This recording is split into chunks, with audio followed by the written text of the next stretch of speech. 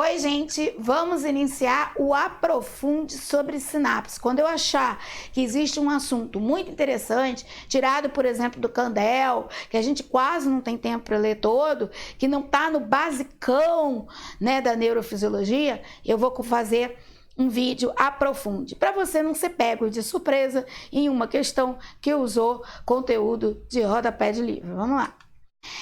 As sinapses, elas têm 4 processos que podem diminuir ou aumentar a sua transmissão. Existe a fadiga sináptica.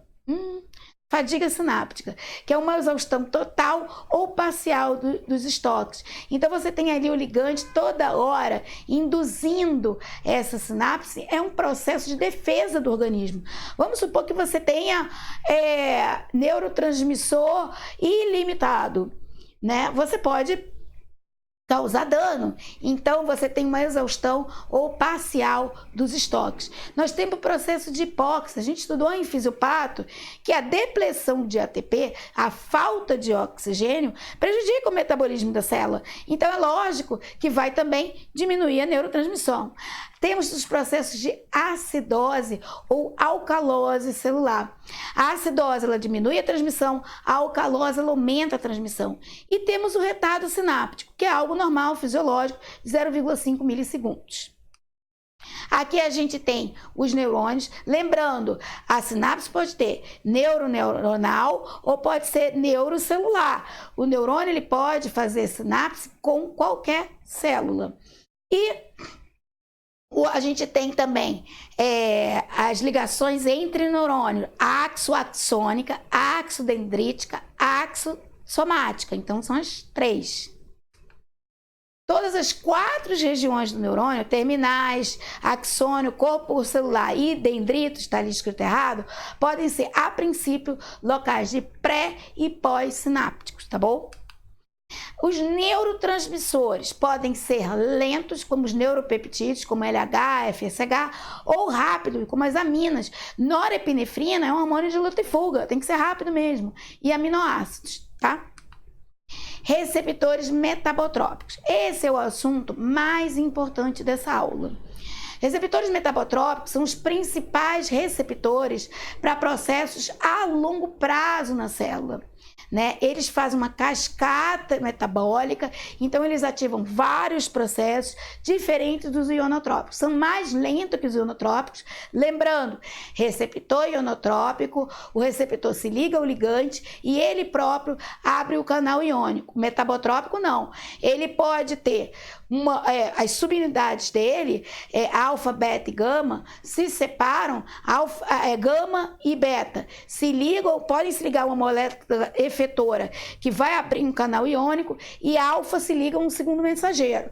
Então, o processo metabotrópico, ele pode ser meio rápido, um pouco mais rápido do que utilizando só segundo mensageiro, mas ele, a princípio, é um processo mais lento que o onotrópico.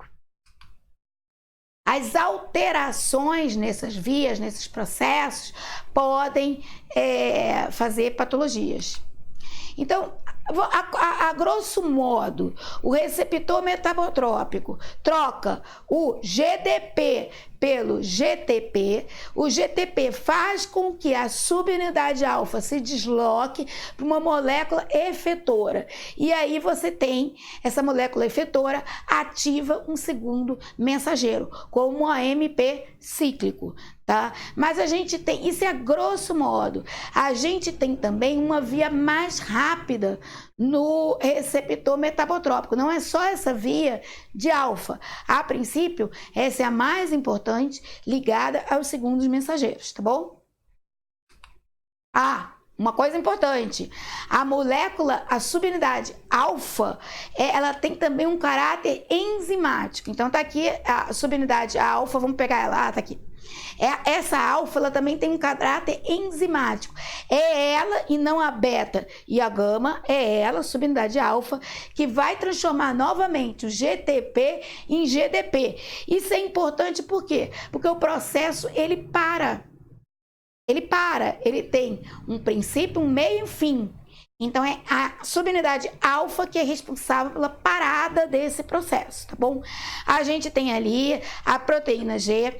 A proteína G, a gente vê ali a subunidade alfa, beta e gama. Troca o GDP pelo GTP. E a subunidade alfa se desloca para uma molécula efetora. E a subunidade gama e beta também, tá? Vamos ver aqui. A via de atalho.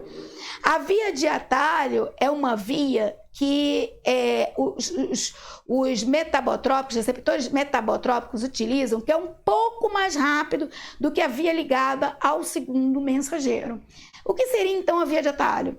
Está lá a molécula metabotrópica, o receptor acoplado à proteína G, que troca o GDP pelo GTP. A subunidade alfa se desloca e a subunidade gama e beta também se desloca. Essa subunidade gama e beta vai ativar um canal de potássio, por exemplo, e esse canal de potássio vai se abrir.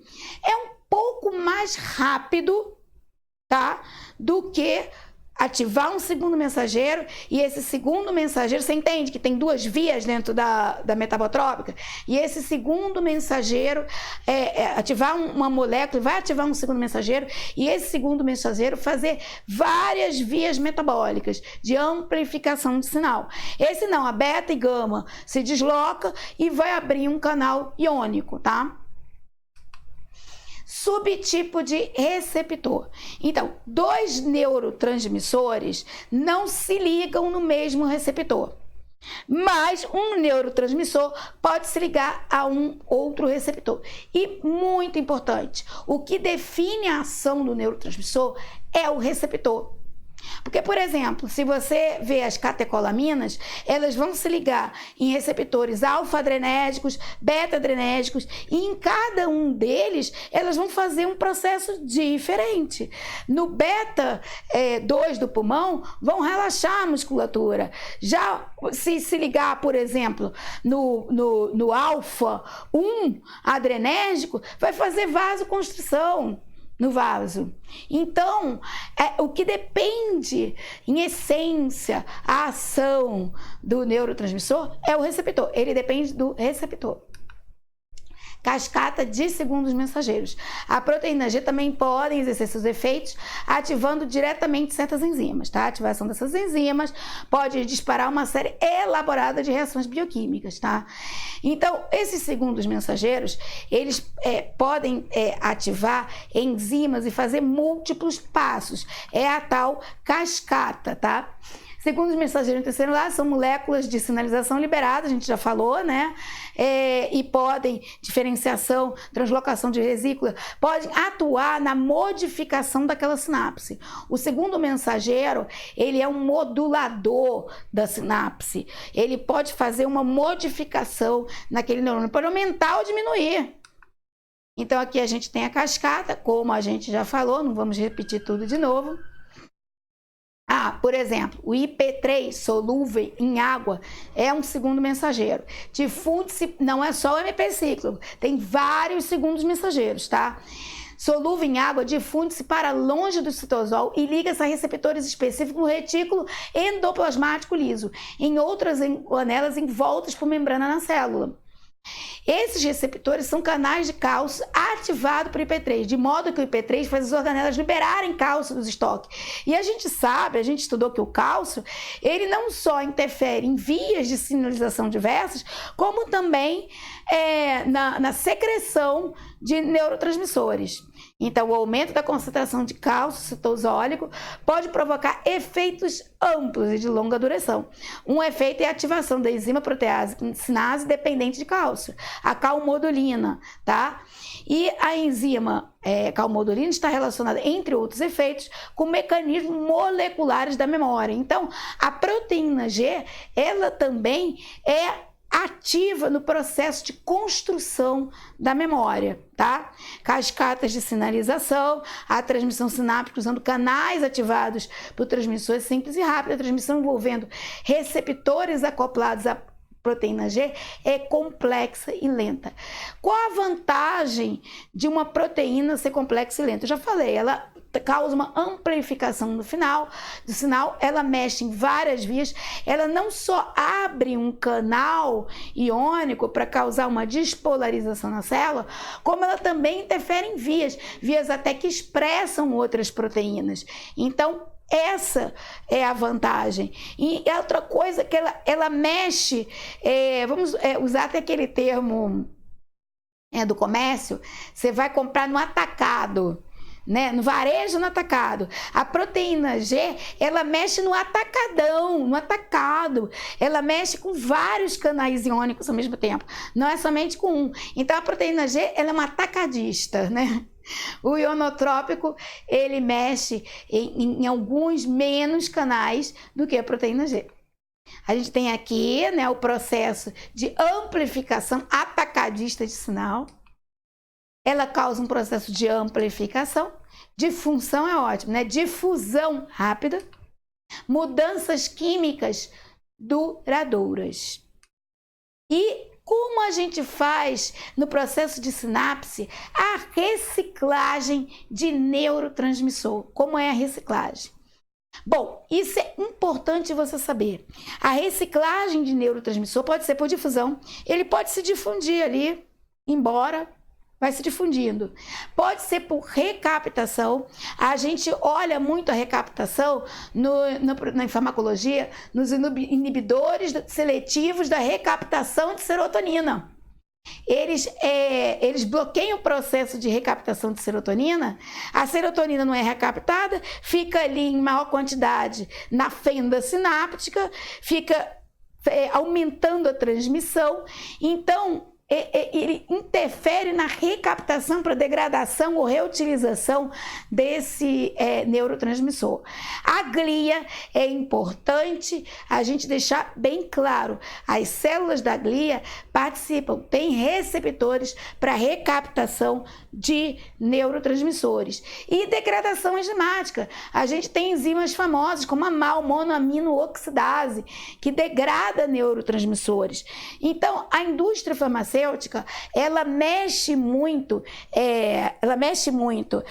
nesse tipo de processo para o desenvolvimento de fármaco. Você bloqueia uma via ali, você interfere na recaptação aqui para você aumentar aquela neurotransmissor, principalmente em processos de depressão. Aqui a gente tem os 3 receptores, é aquilo que eu falei, um neurotransmissor.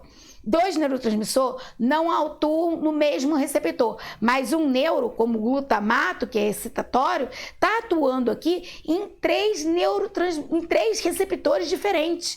Receptor AMPA, receptor NMDA e esse receptor de caunato. A questão é, todos esses 3 vão fazer atuar de maneira diversa, um diferente do outro. Neurotransmissor é o mesmo, a atuação depende sempre do receptor. Gente, eu espero que o Aprofunde vocês tenham gostado. Amanhã já tem mais vídeo. Beijo!